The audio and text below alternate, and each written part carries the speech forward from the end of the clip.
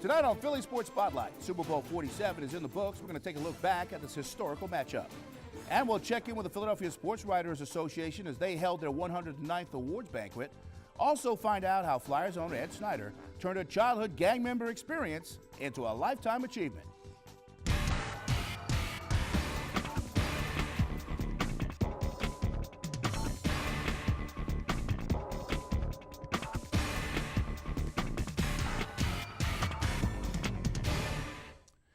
Hello, I'm Phil Andrews, and welcome to this Capitol Grill Cherry Hill edition of Philly Sports Spotlight. That's right, the great folks with the great food at the Capitol Grill at Cherry Hill sponsoring tonight's show. But a little over a week ago, Capitol Grill putting their name to the 109th Philadelphia Sports Writers Association banquet as the sponsor of that event.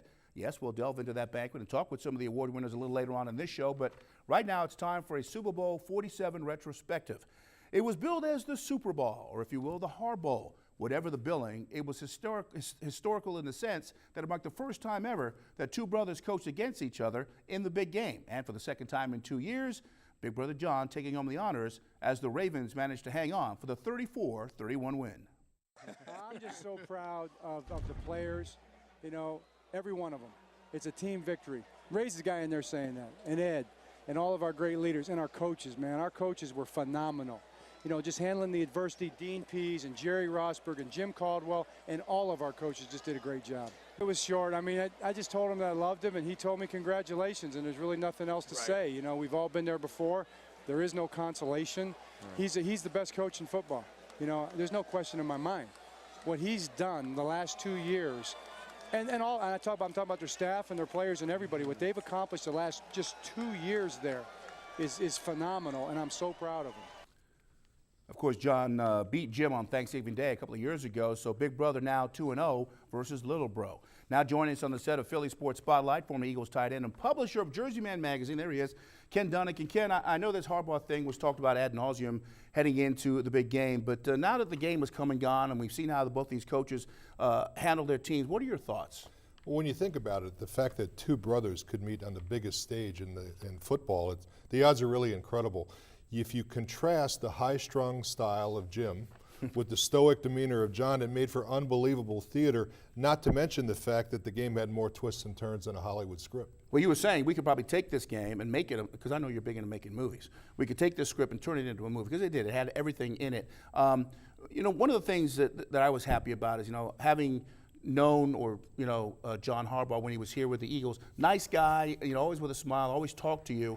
It's proof that you can take a coordinator who's not an offensive coordinator and make him a head coach, and he can go and take you to win a Super Bowl, which is what he did. Many people thought that was a reach. You know, John was a special teams coach, and he became the head coach of the Baltimore Ravens. So that is a little bit different way to get to the head spot. But when you mention the Harbaughs, I think it's really important that you mention the parents. I had them interviewed on CBS, and they were talking about how they didn't want to be viewed on game day on television because they didn't want to take away from the players and coaches that had spent their whole lives preparing for this game. I think that says a lot about the Harbaugh family. It actually sounds like a little coaching speak to me. For those of you who don't know, the dad, Jack, was a former college football coach, so the kids grew up with it. By the way, it's Jack and Jackie Harbaugh. How about that? But you're right. I mean, the kids grew up around football, and you know, they brought up right, and you could see that. But boy, when it comes to coaching, they both had their moments in this game on Sunday. They were both intense on the sidelines, especially when the lights went out. I mean, the one guy that you never thought would lose his cool would be John, but he did during that game. Yeah, he reacted rather strongly to the fact that they were trying to make him take his headset off because San Francisco didn't have access to their voiceovers in the control room. So there were some tense moments there, and I wouldn't be surprised if John got fined because from what I understand, that was the head honcho for the Super Bowl he was talking to at that time. Yeah, I could read his lips, and he wasn't saying anything that you're supposed to say on a national stage. One more thing about the brothers. We know that Jim has had his problems, with other coaches around, like the handshake and all that stuff. He wasn't going to shake his brother's hand Sunday after the game. John said that after the game, he literally had to grab his brother by the arm, shake his hand and say, "I love you." Because, obviously, the brother rivalry there had something to do with that. Yeah, the emotions of that game had to be unbelievable. You think about you're on the biggest stage. You're fighting for a prize that you've really worked for your entire life, and it happens to be your brother. So whoever won the game, there had to be a bit of sadness knowing that you cost your brother a chance at that prize as well. Yeah, that's got to be really, really tough. Again, it's the first time it's ever happened in history. Okay, moving on to our next storyline. Locally, of course, one of the big Super Bowl stories was this guy, former Audubon High School, University of Delaware standout Joe Flacco, playing in his first ever Super Bowl. Not a bad debut. 287 yards, 3 TDs, no interceptions. Joe finishing, I think he also won the MVP award. Not bad. By the way, it's the first time since I think a guy named Joe Montana has gone through the postseason throwing no interceptions, and that's something he did. He also threw 11 touchdowns from when they started to when they ended. This kid really has found his way. I mean, we talked about how he's probably one of the top quarterbacks in the league. And they always try to judge quarterbacks by winning the big game. Dan Marino never won the big game. He's in the Hall of Fame.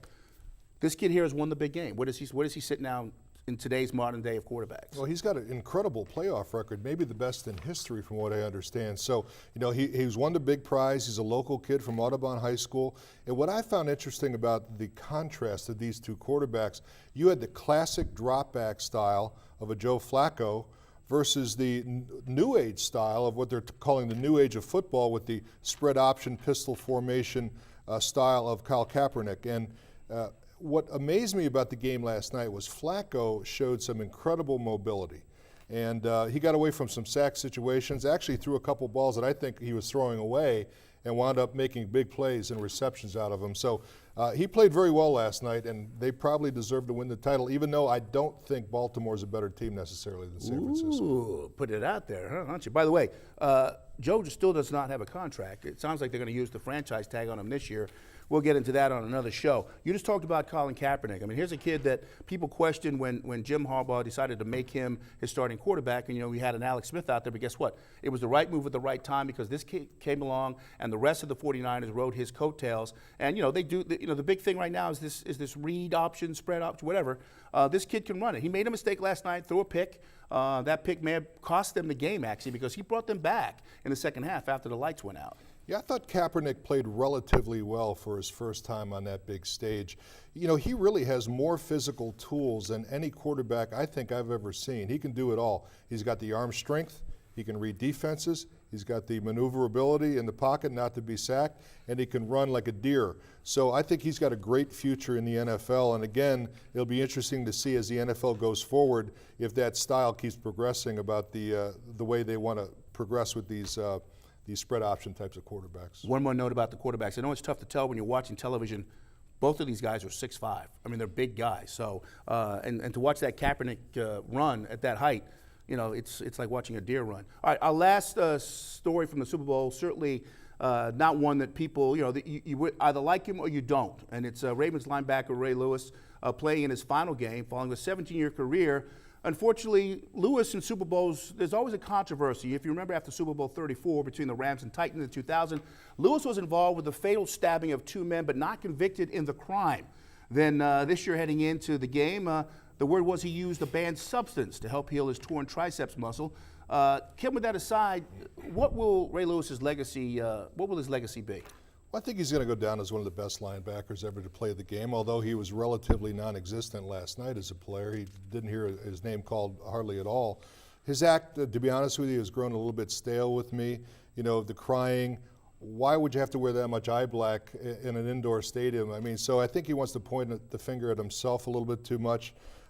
This was his second Super Bowl win, and he will go down in history as one of the great linebackers, but it's probably time for Ray to head off into the sunset. Yeah, I mean, it's 80. I think they took a poll. 85% of the people did not like the whole Ray Lewis persona. Everything that went on the last time, you know, between the Rams and Titans heading into this Super Bowl with the deer antler spray, which, by the way, does work from what I understand, but not that I've tried it. But all right, listen, Ken. Once again, thank you very much. By the way, what is it that you do when you're not here? I'm the publisher of Jersey Man Magazine. You can see our brand new cover for the February issue. I think you'll like that one, Phil, won't you? If you're interested in sports, politics, business, leisure, check us out at jerseymanmagazine.com. Yeah, that's a very nice cover. You shoot that picture yourself? The interview process was incredible for I'm that. sure it for that was. cover. Ken Dunning, thank you very much. All right, as we head to our first break on this Capitol Grill Cherry Hill edition of Philly Sports Spotlight, time for this week's trivia question. Now, let's make it a Super Bowl related one. How about giving me the name of the 4 NFL teams who have never played in the Super Bowl? Listen, you can Google if you'd like, but you're only cheating yourself. The answer coming up a little bit later on in the show. Also still to come, we'll hear about Charlie Manuel's concerns as the Phillies and his team get set to head south for spring training. That story on deck.